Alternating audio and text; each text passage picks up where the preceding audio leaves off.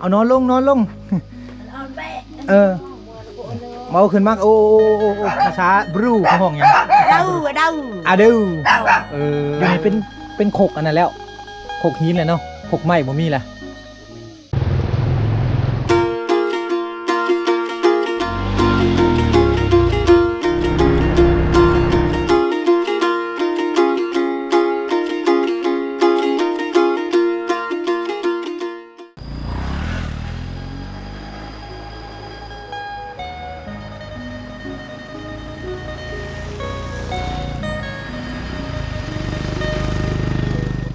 บันชวนสวัสดีพ่อแม่พี่น้องเมื่อสุขุสุคนคือเก่าเนาะดีต้อนรับทุกคนเข้าสู่ช่องบ่าวโนดพาเลาะพี่น้องอีพีนี้บ่าวโนดกะพาพ่อแม่พี่น้องมาที่ชนบทอยู่ทางเขตเวียดนามพี่น้องเนาะชายแดนลาวเวียดนามนั่นเองเนาะชายแดนลาวเวียดนามนี่หมู่บ้านนี้จะห่างจากตัวเมืองเซโปนประมาณหา60 กิโลเมตรพี่น้องเลยเนาะไปดีโอ้ตัวเฮือนเพิ่นพี่น้องนี่ก็คือเฮือนบรรดาชนเผ่าเฮาอยู่ในเขตชนบทได้เนาะยังตำเข่าอยู่บ่ตำคือเก่าเด็กขกตำเข่าเพิ่นพี่น้องเลยเนาะหลังนี่อยู่กันจะคนนี่นะหาคนพี่น้องนี่เบิ่งเฮือนเพิ่นหลังซ้ำนี่เพิ่นอยู่ประมาณหาคน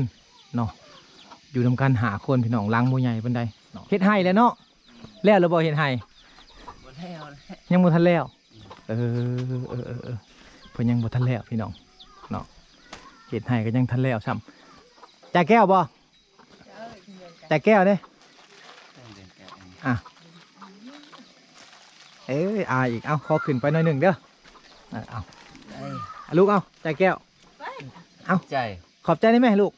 ขอบใจเด้อมาสิ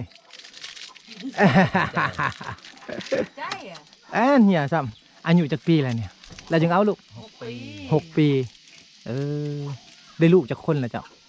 2 คนลูกชายหมด2ใกล้บ่หายเยิ่งบ่ใกล้เกินภูป่าย่างไปจักชั่วโมงประมาณ1 ชั่วโมงย่างไปหันได้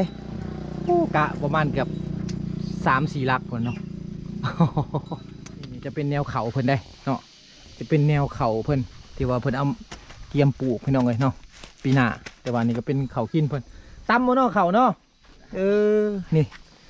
อยู่นี่เป็นขกอันนั้นแล้วขกหินเลยเนาะขกไม้บ่มีแหละตัวนี้ไปซื้อเอาบ่เท่าใดนี่นะขกหินนี่3.5 โอ้3.5อยู่ในเมืองนี้อยู่บันดงผู้เขามาส่งเลยโอ้โหนักเติบได้ตัวนี้นะได้อยู่ดอก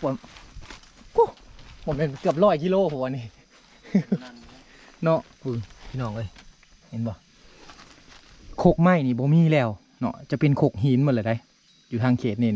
แต่ว่าสากนี่ก็ยังคือเก่าเนาะสากนี่ก็ยังอัน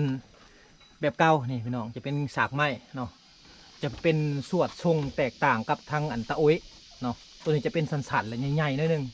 จะเป็นหลอบๆไปกลางๆพี่น้องเลยเนาะเพราะว่าจับถนัดขึ้นตัวเก่ารถจักรที่เพิ่นใช้อยู่พี่นี่จะเป็นรถจักรเวียดเนาะเป็นรถจักรเวียดนามเป็นแบบนี้มาได้เพราะว่าเพิ่นนี่อยู่ทางเขตชนบทชายแดนลาวเวียดนามพี่น้องเลยเอาลูกเอาขอบใจลูกนบก่อนโอ้นบเอาไปสิมาไปได้แล้วก็ออกไปเอานบก่อนลูกนบก่อนเอาขอบใจแล้วก็นบเด้อแม่นเอาให้น้อยนี่ก่อนเอาจากน้อยเด้อคอยไปเบิ่งก่อนเดี๋ยวคอยย้ายขนมเล็กน้อยก่อนเอาพี่น้องย้ายขนมน้องๆมันก่อนเนาะผู้ใดได้แล้วออกไปนกก่อนลูกขอบใจป่ะสิโก้ยเอาผู้ได้แหละโอ้โหนี่ตัวนี้2พอจะบ่นี่ขนมเอาขอบใจเด้อสินี่ยังบ่ได้บ่อายุจักปีแล้วนี่2 ปีโอ้2 ปีว่าได้เลยได้ทางนี้เนาะเอานบกันลูกขอบใจนบป่ะสิเอาคอยคอยเฮียนคอยซ้อนเอาได้พี่น้องทางชนบทพันนี้เนาะใครยังบทนั้นได้อันนี้ได้แล้วยังอันนี้3 ปีซื้อยังชื่อช่องโอ้อายุ3 ปีซื้อช่องขอบใจลูกขอบใจไป ใครยังบ่ได้ขนมน่ะยังสองคนนี่บ่เอา ป้าเพื่อ มาเปาะมาไปโมเมนต์ไปได้มาได้เอา กินั่นตะกี้ไต เนาะให้ลูกๆกินขนมพี่น้องเอ้ยมากกับพ่อได้ยายเลยคนละ2-3ก่อนเนาะอันนี้จักปีแล้ว 5 ปี อันนี้5 ปีโอ้คือน้อยได้5 ปีนี่อันนี้ซื้อยังอันนี้ ได้ใจ ได้ใจอ้าว ได้ใจ ใช่มาผู้นี้เด้อายุจักปีแล้วนี่อันนี้6 ปีโอ้ยคือน้อยแท้ก็หมู่แท้2คนนี่6กับ5นี่อันนี้ซื้อยัง อันนี้ อันนี้ เท่านี้โอ้เท่านี้อายุประมาณ6 ปีพอคนว่า 6 ปีลูกขอบใจลูกขอบใจคำว่าขอบใจอยู่ทางบ้านเจ้าเขาว่าในใดภาษาชื่อเจ้าภาษาบรูนี่คำว่าขอบใจชะเอิญฉันจะช่วย ชะเอิญ ฉันเรียกไปฉันจะช่วย ชะเอิญเนาะ ใจรู้ฉลาไปใจ ขอบใจภาษาลาวแปลแหละ รู้ไปชาญ ชะเอิญ ชาญ ชะเอิญแปลว่าขอบใจเนาะ ใจ เอาพี่น้องเดี๋ยวย่างเลาะเบิ่งหมู่บ้านเพิ่นซะก่อนเนาะเมื่อกี้เนี่ยขบโดดกับขยายขนมให้น้องๆเพิ่นแหละเดี๋ยวสิอ้ายเพิ่นนี่สิพาไปเบิ่งเฮือนซ่านเพิ่นเนาะ ใช่บรูเลย ฮะ บรูได้เชื่อบูได้ บูภาษาลาวฮู้แต่ภาษาบรู บรู โอ้เฮือนซ่านเจ้าเนาะ ใช่ ได้ลูกจักคน 2 คน ชาวคน ผู้หญิงผู้ชายผู้หญิง บ่ฮู้คมลาวไปเบิ่งก่อนเนาะ ใช่ ไปเบิ่งก่อนพี่น้องเดี๋ยวถ้าว่าบ่โหนดสิพาพ่อแม่พี่น้องไปเบิ่งเฮือนเพิ่นซะก่อนเนาะเฮือนซานเพิ่นก็อยากทุกข์ยากเพิ่นว่าบ่มีเงินบ่มีค่ำพี่น้องเนาะ มีคำใหญ่คำบ่มีทุกยากเลย เอา คน มีลูก2 คน ชาวคน เดี๋ยวมาเบิ่งน้ำใส่ก่อน ใช่ น้ำใส่นี่อยู่นี่นี่คือวางเพิ่นใส่น้ำพี่น้องเป็นน้ำธรรมชาตินี่น้ำยังก็ห้องห้วยยัง เราไปชวน น้ำมาส่วน เราไปชวน น้ำมาส่วนนี่ไหลมาแต่พุ่นได้พี่น้องเนาะนี่ไหลมาแต่อันจุดซุมละโก เดี๋ยวโก้ แม่นบ่นี่บ่คอยย่างขามได้บ่มีปัญหาเอาย่างขามพี่น้องเลยเนาะโอ้ต้นอันนี้ต้นอันใหญ่เนาะ ทุกยาก ไปย่างเลาะ เทปรูไปทุกยากเลย โอ้ขามได้บ่นี่ ไปบ่เป็นยังบ่เพิ่นอยากให้บ่โนดขี่หลังเพิ่นพี่น้องเพื่อจะขามน้ำบ่เป็นยังเคยโดดขามได้ ครับนี่ได้เคยโดดขามปุ๊บไปบ่นึงบ่ได้บ่เป็นยังบ่คอยบ่ขี่อีต้นเจ้า ไหนไปปรูไปแปะบ่อีต้นใช่คอยแปะคอยสิโดดขามเองบ่นึงเด้อแม่นบ่ขึ้นเพิ่นอยากให้เบาโนดขี่หลังเพิ่นขามน้ำพี่น้องเลยเนาะแต่ว่าเบาโนดบ่ขี่ได้อีต้นเพิ่นสักคนชับรูไปตัวก็ได้เลอะปรูล่ะเด้อเบิ่ง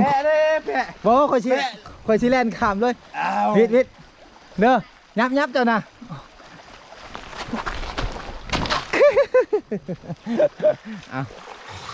นี่แหละพี่น้องเนาะไปเบิ่งเฮือนเจ้า ไหนเจ้าดิ นี่บอกเฮือนน่ะ ทุกยากทุกคน โอ้แม่นาลีพี่น้องเนาะนี่คือบ้านอาฮอพี่น้องเลยเนาะบ้านฮอเนาะบ้านฮอเอานี่ก็คือเฮือนเพิ่นพี่น้องเลยเนาะที่ว่าเพิ่นให้บ่โนดมาถ่ายเนาะเป็นครอบครัวที่ว่าทุกยากเนาะเอาขึ้นไปเปาะทุกยากได้ขึ้นเจ้าทุกยากกินเหล้าป่ะเจ้านะกินเหล้าบ่ได้เมาดิเอาเฮือนชานเพิ่นพี่น้องเลยเนาะก็ถือว่าเป็นเฮือนที่ว่าโอ้ลำบากอยู่ได้เนาะเอาขอขึ้นหน่อยเด้อลูกเลยโอ้จักเดือนแล้ว2 ปี2 ปี โอ้2 ปีแหละ2 เดือนติ2 เดือน 2 เดือนน่ะ2 ปี ผู้ชายผู้หญิง ผู้หญิง ผู้หญิงพี่น้องอันนี้คือเฮือนเจ้าชื่อหยังก่อยเจ้าน่ะชื่อหยัง เจ้านี่ เจ้านะ ผู้แพง พ่อแพง ผู้แพง เอาชื่อเราชื่อพ่อแพงพี่น้องเนาะอันนี้คือเฮือนซานเพิ่นเนาะที่ว่าเพิ่นห้องบ่โนดมาเบิ่งเดี๋ยวบ่โนดจะถ่ายอันบรรยากาศเฮือนซานให้พี่น้องได้เบิ่งก่อนเนาะอันนี้ลูกยิงโอ้บ่เอาขึ้นมาก็ยาบ่เอาขึ้นมาก็ยาเอานอนลงบ่เอาขึ้นมาโอ้อายุ2 เดือนบ่แม่น2 ปีเด้อพี่น้อง2 เดือน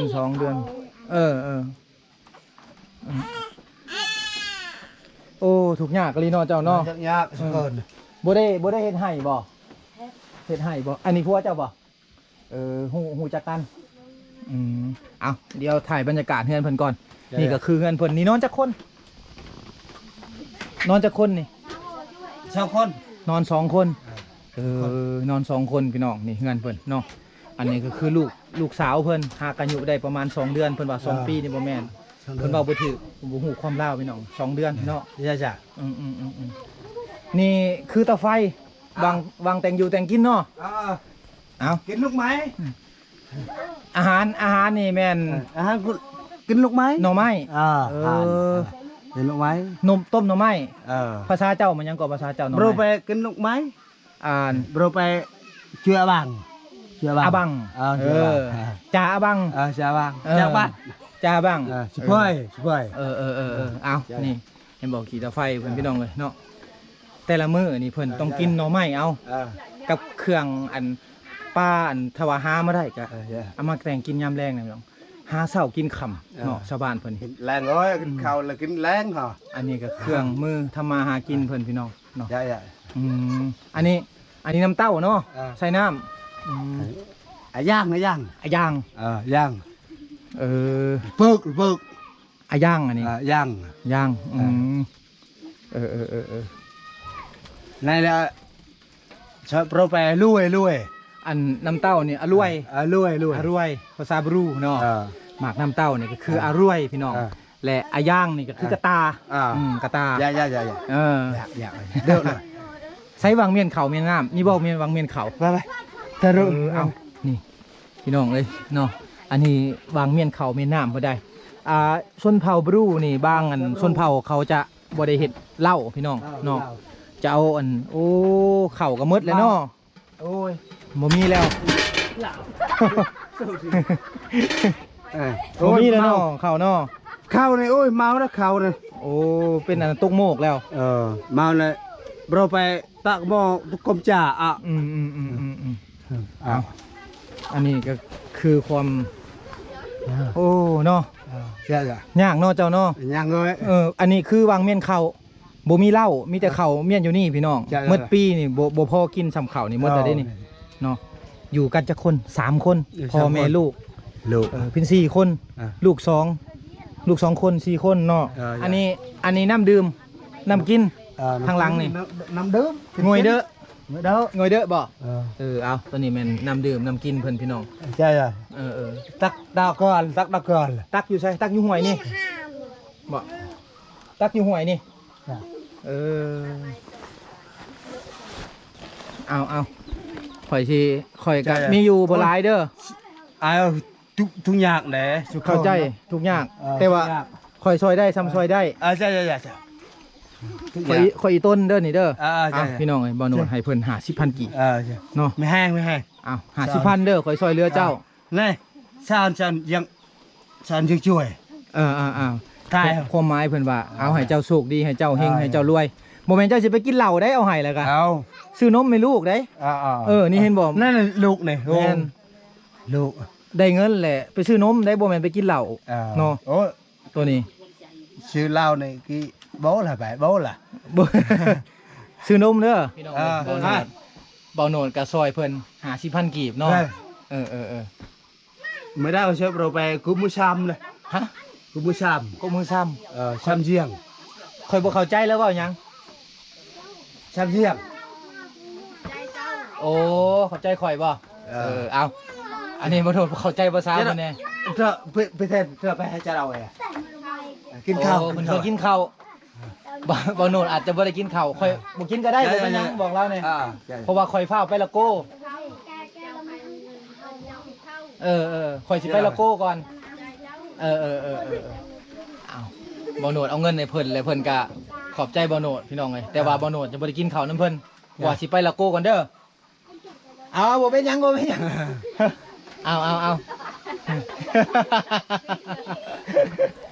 เอาไปก่อนเด้อเจ้าเจ้าเราไปโชคดีเจ้าเพื่อนชานเพื่อนพี่น้องเนาะเป็นหลังบ่ใหญ่อยู่กันประมาณ4 คนอันนี้เด็กน้อยอยู่บ้านเพิ่นนี่โอ้หลายเนาะเด็กน้อยบ้านเจ้าเนาะเบิ่งแล้ว2 เดือนบ่มีข้าวกินโอ้ข่อยเอาให้เล่าแต่ว่าข่อยกับบ่หลายข่อยกับมีบ่หลายเมียเราไปใช่ซะเมียไปให้แล้วบ่ได้เมาติเมานี่เมามันเด็กน้อยมันไข่เยอะมันกินแล้วโอ้มันแบบพี่น้องกันละเอาวางนี่วางตั้มเข่าเนาะเนี่ยบ้านนี่ทุกยากวางนี่จะเป็นวางตั้มเข่าได้พี่น้องเนาะไฟฟ้าบ่มีดึงเข่าบ่ได้เนาะแพงมันบ่ไฟฟ้าแพงพี่น้องดึงเข่าบ่ได้สุดท้ายผู้หญิงบ่ตำเข่าอยู่บ้านโอ้ผู้หญิงตำเข่าตำจังโมงแต่เช้าแล้วเนาะบ่มีห้องซีเนาะบ่มีไฟฟ้าพี่น้องเพิ่นดึงไฟฟ้าเขาบ่ได้เนาะพี่น้องอันนี้ก็คือบ้านอาหอเนาะที่ว่าขึ้นกับคุ้มละโก้นี่แหละเนาะทางไปละโก้พี่น้องเป็นหมู่บ้านได้น้อยโอ้โหสบายดีบันชวนโดยมาทุกหนักลูกเขาก็บ่มีเนาะบ่มีค่ะสุดท้ายเฮ็ดไห้เฮ็ดแล้วและไห้ยังบ่ได้เสียหญ้าเนาะหน้าก็บ่มีเอาคอเข้าไปในเด้อแม่เด้อเฮ็ดยังกินนี่ต้มน้ำไม้ลูกอะบังอะบังต้มอะบังอันนี้เขาห้องยังแม่นี่แม่ได้ใช่ห้อยใช่หน่อไม้ภาษาแม่ห้องยังอันนี้ภาษาบรูเขาห้องยังเด้าเอามัดใส่เอวได้นี่ขอมกกับใจไหมเอ้ยเอาอันนี้ก็ได้มาถ่ายวิถีชีวิตชนบทให้พี่น้องได้เบิ่งลูกหลานก็เต็มเลยเนาะแล่น้ำก้นไอ้มาลัดอีแล่นี่คอยเห็นเจ้าอยู่บ้านตะนางเจ้ามายังนี่เจ้ามาพี่บ่เจ้าตะกี้เจ้าอยู่หุ่นบ่เจ้าเห็นเจ้าจื้อข่อยบ่เจอแล้วบ่าวดวดบ้านอาหอนี่กะเป็นหมู่บ้านหนึ่งพี่น้องเลยเนาะที่ว่าบ่ใหญ่ปานใดเนาะเป็นหมู่บ้านน้อยๆพี่น้องเลยอยู่ตามตีนภูได้ขึ้นไปนี่จะเป็นอันสวนกล้วยเนาะสวนกล้วยเขาพี่น้องผู้อยู่เทิงนี่เป็นสวนกล้วยเต็มอยู่เนาะช่วงนี้เขาก็เริ่มเห็ดไห่แล้วแหละเป็นทีมห้อยแล้วเดี๋ยวนี้เขากำลังอันจะไปเสียหญ้าให้เนาะเห็นบ่เป็นหมู่บ้านที่ว่าบ่ใหญ่ปานใดพี่น้องเลยเนาะเป็นหมู่บ้านที่หลังบ่ใหญ่พี่นี่บ่าวโนดกับพาพ่อแม่พี่น้องมาที่บ้านอาหอพี่น้องเนาะเป็นหมู่บ้านที่ว่าห่างไกลจากตัวเมืองเซโปนประมาณ60 กิโลพี่น้องเป็นหมู่บ้านที่ห่างไกลจากตัวเมืองประมาณ60 กิโลพี่น้องเลยเนาะเส้นทางเขามากช่วงนี้ก็จะเป็นยากลำบากเพราะว่าฝนตกแน่เนาะเฮ็ดให้เขามาลำบากพี่น้องเลยเนาะต้องขอบใจเมื่อสุขุสุคนที่เขามาติดตามนะครับชมเด้อพี่น้องเนาะพี่นี่ก็ขอจบไปก่อนพี่น้องเดี๋ยวไปเจอกันอยู่ที่จุดซุมละโกเนาะ